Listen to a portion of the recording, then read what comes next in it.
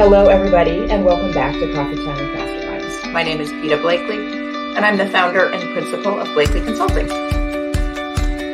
Welcome to Coffee Time with Masterminds. I am Cynthia Rojas, founder and principal of To Your Growth. Welcome to Coffee Time with Masterminds. I'm Rebecca Tuttle, founder and principal of Grant Right Now and Grant Writing for Good. Hello, everybody, and welcome back to Coffee Time with Masterminds. Good morning. Welcome to Coffee Time with Masterminds. A lot of things are different since the beginning of the pandemic, and the workforce is one of them. Over the next few weeks, we're going to be exploring some of the ways the world of work and our attitudes towards work have changed in the last year and a half, and what we think it might all mean for workers, employers, and organizations. Today, we're exploring how the pandemic shifted opportunities for one nonprofit worker. Lauren Currie has over 10 years of experience managing and directing nonprofit programs. This year, she left her position as a program director at an AmeriCorps program to consult and travel full-time. She now works as an instructional designer and consultant to not-for-profits. I'm joined today by my co-host, Cynthia. Hi, everyone. Good morning, Cynthia. Good morning. Cynthia is the founder and principal of To Your Growth. And Lauren Currie is with us. Good morning, Lauren. How are you? Good morning, Peta. I'm doing well. Thanks for joining us today. So, Lauren, you and your partner had been thinking and talking about moving into your camper full-time, even pre-pandemic. But the pandemic accelerated your plans. Talk about that a little bit. What changed?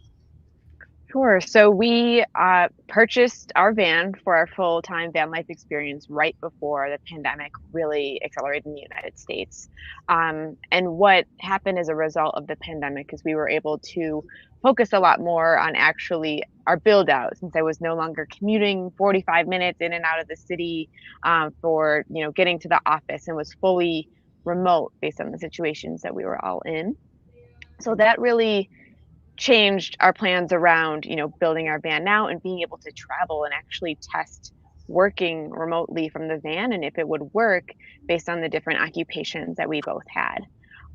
I knew that for myself. At the time, I was a full-time program director for an AmeriCorps program, and given the intensity of the role, I knew that it wouldn't transition very well to living in the van. So with that, I began doing a little bit of soul searching, if you will, for what would be my next kind of role and what would really fit the lifestyle I was about to enter into.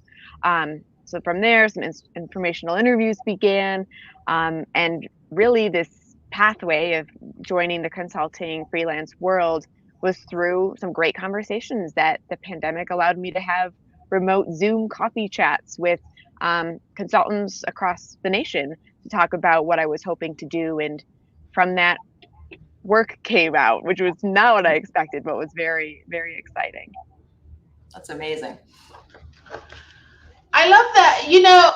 Lauren, this is really interesting. I had aspirations to do the same thing, but internationally, and the pandemic put a pause on that, mostly because I just didn't want the added stress of navigating a healthcare system in a country that I also was probably going to be learning the language and learning the culture at the same time.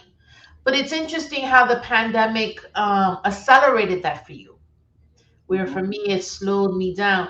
So I wonder that you mentioned informational interviews. You said something really interesting. The role you had would not have transitioned well. And I think that's important for people who are thinking about this, because it doesn't mean you can't do it. It means that you have to rethink what's the role that's more appropriate. How long did that take to think that through and talk it through with other folks? Yeah, so it took a bit of time. I think, and I will say, I want to make sure I'm clear here, we didn't start traveling until there were a lot of folks vaccinated, because I think I wanted to be responsible in the type of traveling that we were doing, and really thinking about the ways we were going to be in new and different communities.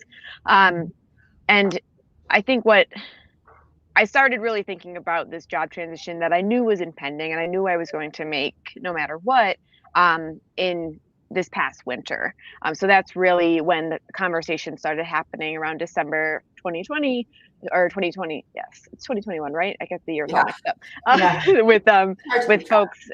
Yep. And I did have the privilege of having a partner that's whose position did translate well full time. So I wasn't as stressed, if you will, on like trying to find a new position, and really saw this as just an opportunity for myself to think, what do I love about the work that I do? What are skills that I still want to explore and get stronger at?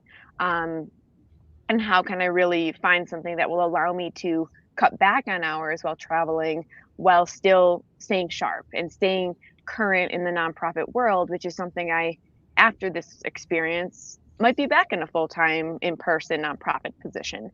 So I didn't want to have a large gap in my resume. That was my personal choice. That was what kind of drove this conversation that started, I would say, even back in December, and I had a contract before I'd even finished at MPF. So that made me also feel more comfortable about leaving, knowing Yeah. that I was still going to have work and was still going to Yeah. be contributing to our lifestyle. I also forgot to remind our audience that Rebecca is with us, but in the background. She had an injury this spring, and so she's not on air, but she is here managing the comments and managing production for us. Yeah, Coffee Time has a producer. We're growing up.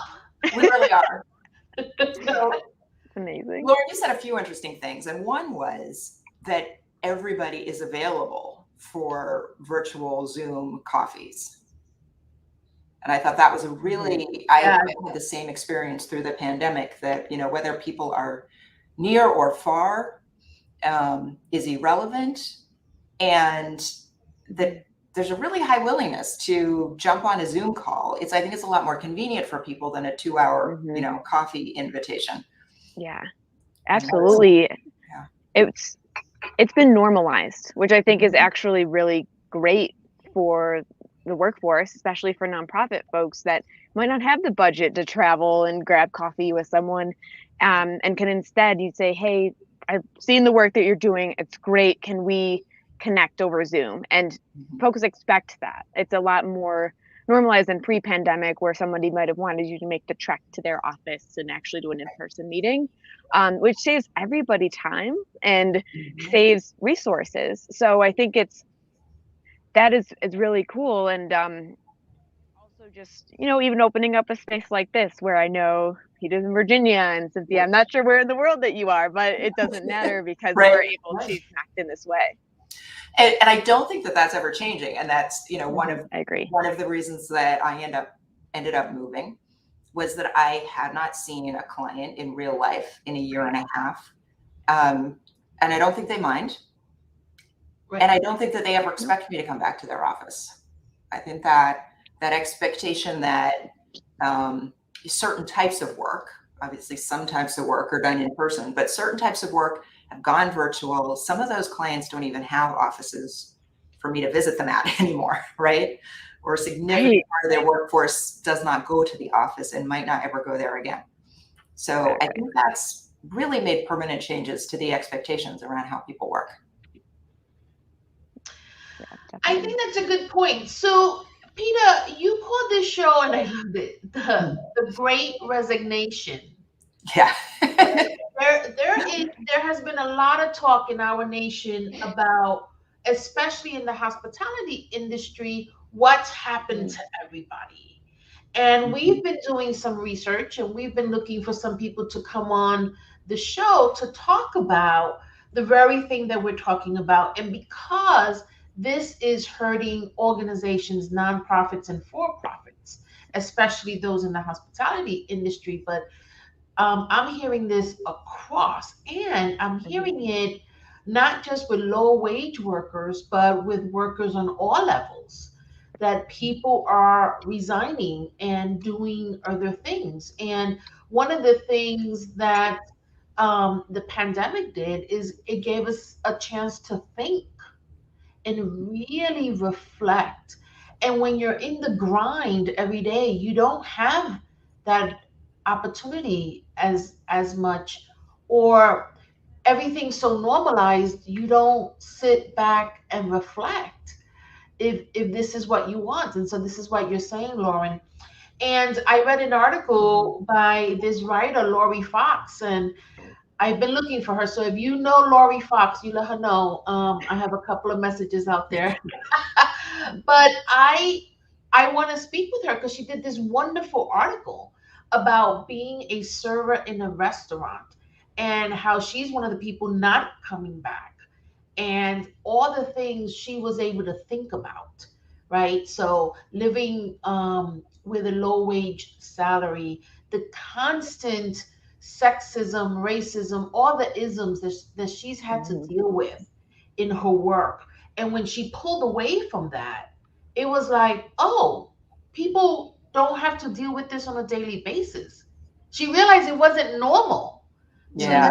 to work under those stressful conditions and to constantly be made to feel unappreciated.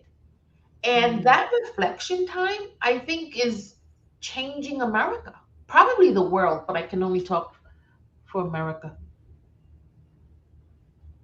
Yeah, I certainly hope so. I think the downside of some things in American culture is that go go go mentality, really driven by work hard, and work too hard in a lot of cases. And I think a lot of folks in, the hospitality industry and a lot of different industries realize this isn't a sustainable like work life for me. Like I don't want to go back to this career or this pathway that I was in because it's not bringing me joy. It doesn't bring me time to see my family or to connect. And what else is out there that might be a better fit and might be more open to my needs? And I hope that also it's pushing company, businesses, organizations to reevaluate um, how they onboard and support their workers. I think that's really what I am hoping is like the long term impact of the pandemic and work in America.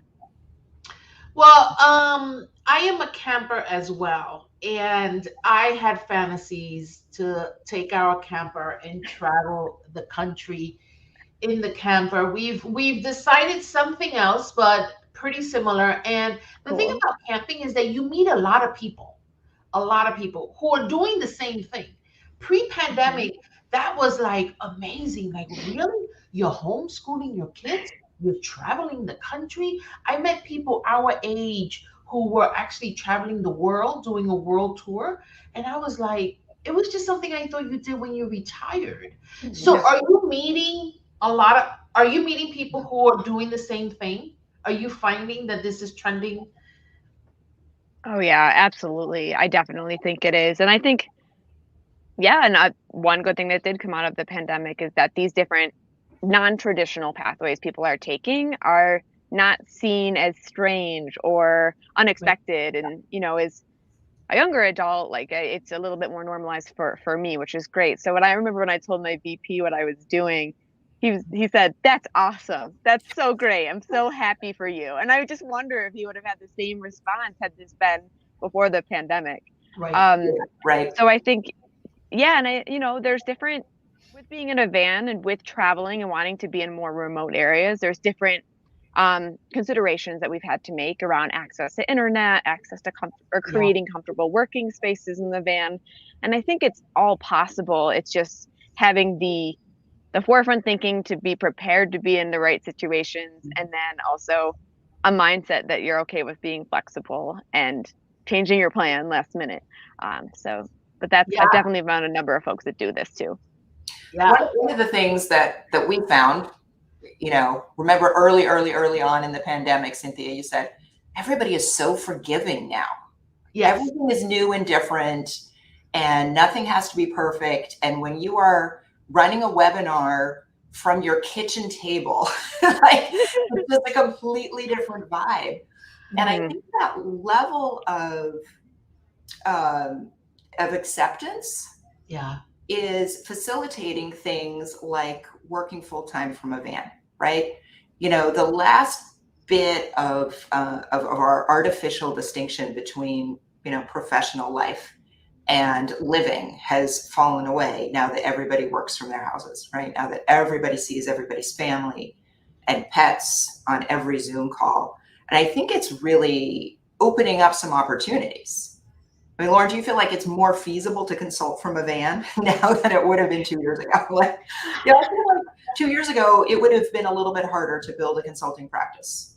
Absolutely. And I'm not sure if people would have taken me seriously, if I had said, I'm going to travel and work from a van. And I think now all of my clients that I work with know and are excited to ask, where in the world are you and what are you up to? And I think as long as, I'm producing like what's expected of me, folks, and this is how it really should be. People are more understanding and accepting of where you are and what you're doing. And I think that is now translating across the board. Yeah, I've begun traveling. My family lives in Florida, and so I've begun reconnecting with them. I go there almost every other month, and it's interesting because my clients are always kidding around, like, "What's my background going to look like today?" Because I'm either at an Airbnb, at my mom's house, or I'm at well, I can't do cafes. I've been at the airport and needed to do a Zoom call, so everybody's like interested what the background is going to look like. And you're right. I've normalized that with them, right? And so where I'm at is no longer an issue. And really interestingly, people think that I'm on vacation. I'm like, no, no, no. I've only moved my office. I Right. have a traveling office, right? I can still work and still be with family and not miss a day of work. And the interesting thing is, if I worked in an office or with an organization, I would have to take vacation time. Like, this pre-pandemic way of living doesn't make sense It doesn't make anymore. any sense anymore, does it? No. It doesn't make sense. Like I stopped going to the office before everybody stopped going to the office, right? Because I started consulting from home a few years ago.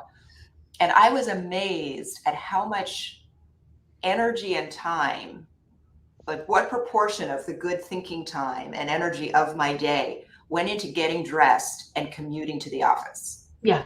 And the fact that like pretty much the best problem solving hours of the day were gone by the time I got there. And all I had done was like, shower and put on pants, right? And when I started working for myself, I was like, wait, you could go to work and then shower, right? Yeah. The productivity gains are amazing, And I think people are going to Definitely. start to think more like that. Like, well, maybe my work should be arranged around me instead of my life around my work.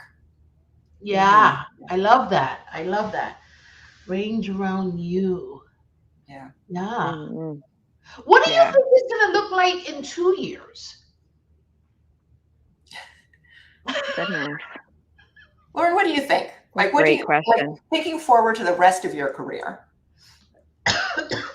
I think that at the very least, hybrid work setups, so a couple days in the office, a couple of days at home, are here to stay. Like, I think that especially for parents, especially for folks that might be caring for a family member, having that flexibility it's not something you're giving up once you have it.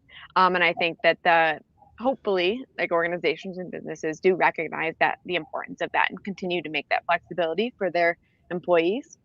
And I would be happy to go back to that type of structure, to have some days in an office where I get to still build in-person community with folks, but then still have that in-person, to Peter's point, not having to commute, not having to get myself together, just getting right into work and my flow. Yep.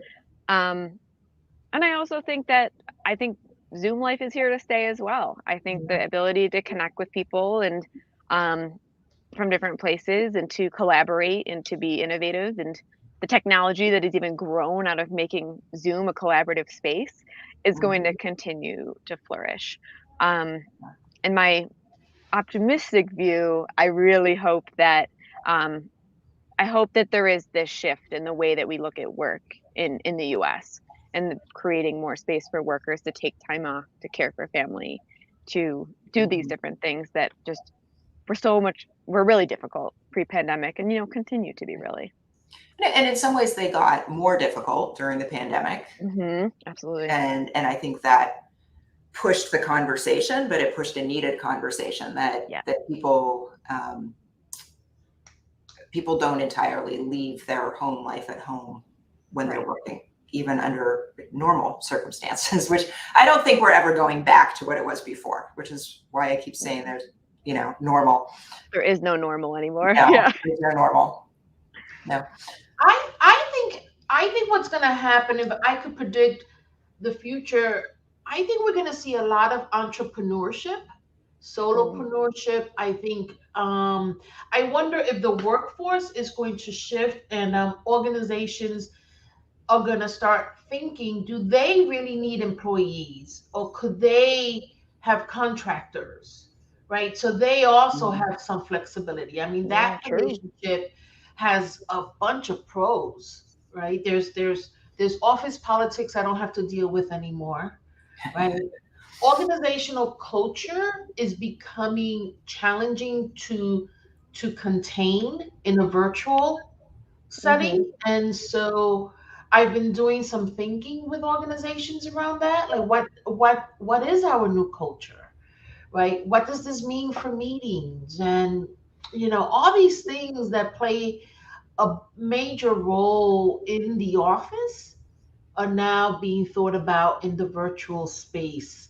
So I wonder if in 2 years we're going to meet more people who are off on their own and freelancing or doing contract work than employees.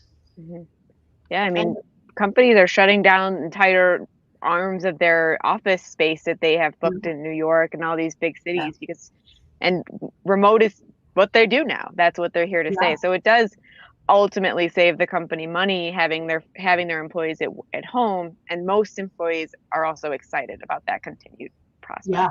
Right. Yeah. So I've predicted the future. We can all go home now. You got out your crystal ball. Yes.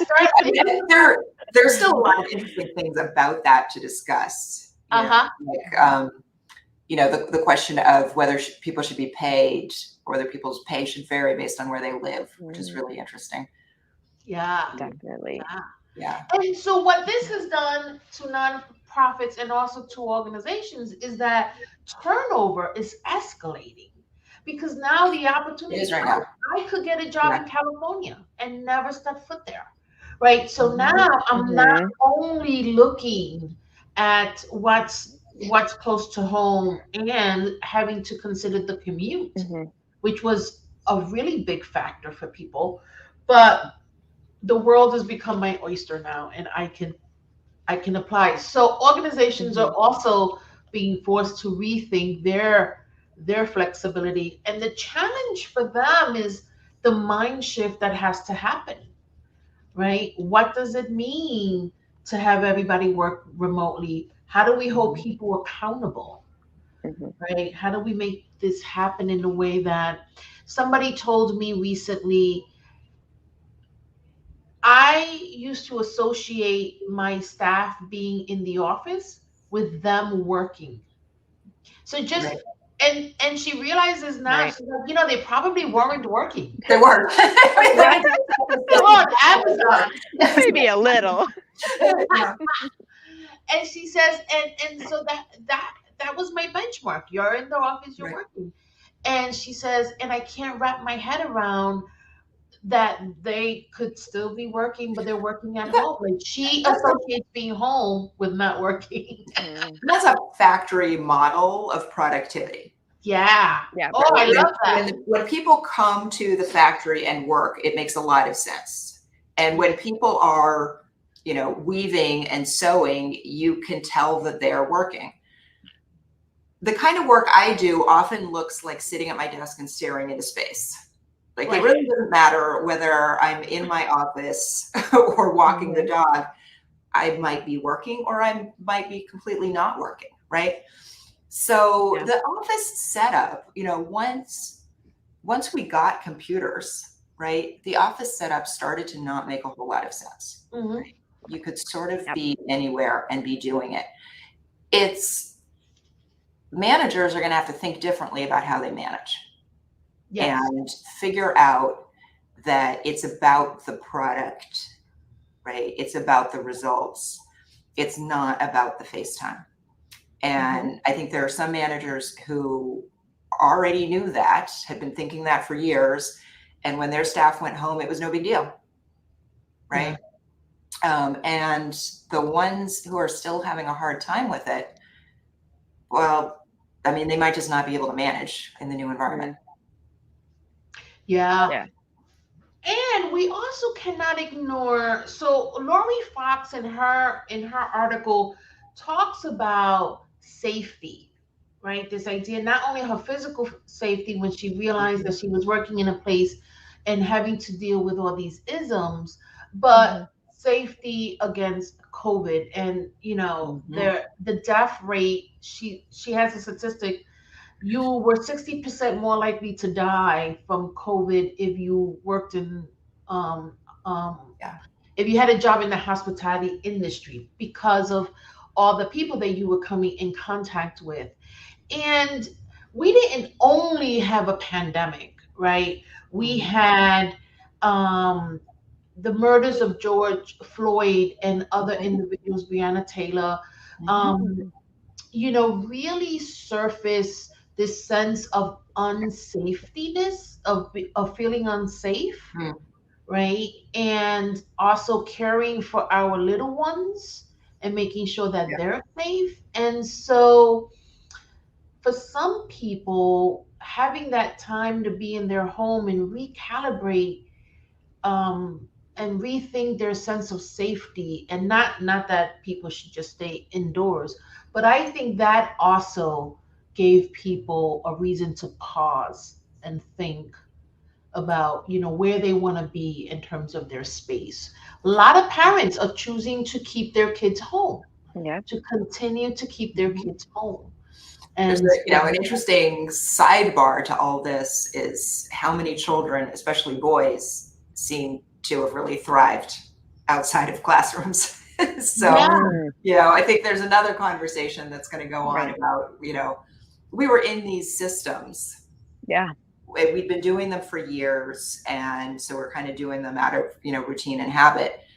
And the pandemic made us question a lot of things, like threw us far enough out of our comfort zone that we're really questioning a lot of these assumptions. Another thing that I wonder is what's going to happen to positions where people have to show up. Right. I think they should all get raises, by the way. So if there's anybody we're gonna talk about that in a few weeks when we talk to a CEO from the childcare field. I mean, because they're, you know, when I go to the supermarket, although more and more markets are putting those self checkout things. But I'm so conscious when I interact with a cashier or with a receptionist, right? I went to the doctor the other day and I'm like, wow, she has to come to work, right? And she has to sit behind that desk. Her life didn't get modified. And so what happens to that group of employees is going to be interesting. I think it was you, Peter, who said, or was it a guest that we had on the show? What if reception desks had screens and the receptionist came up on the screen? Oh, yeah, right. She could be known. Right. The technology exists. Right. Yeah. That's a great idea. I tell you, we're just inventing it today. So, Myra's on. Yeah, she's got a great comment here. Safety and fear has been two of the things I've been trying to help my schools with, because they have so many staff members that are really afraid. And if one is fearful, instruction is not productive. I think maybe if one is fearful, no kind of work is productive. Any other advice you can give?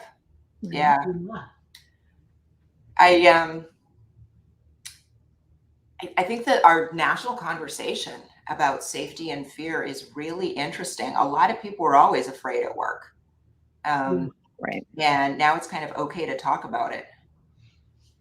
Yeah. Mhm. And I think, Myra, thank you for asking for advice. I wonder if these are conversations that are being had with the people who feel this way Yeah. and not just the leaders of the schools, right? Now, I know that there's a lot of towns where they monitor the budgets and what's happening in the schools, their superintendents. There's a whole lot of layers of leadership within the schools, but that has to be resolved. It really, really does, because you're right, Myra and Peter. If our teachers don't feel safe to come back into the classroom, and there are some kids who are doing well at home, but there are some who needed to go back Mhm.